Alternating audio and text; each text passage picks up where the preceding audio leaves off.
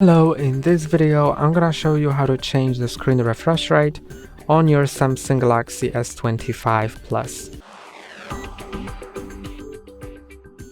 So to do it, you just need to go to the settings, then go to display, and then go to motion smoothness, and you can set it to adaptive or standard.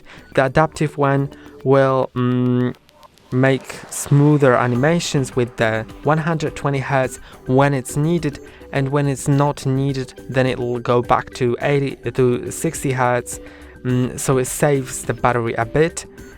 And if you set it to standard, then it'll have only 60 Hz and it'll have less smoother animation, but will save the battery, so it's just up to you. Remember that after changing this setting you need to click on apply.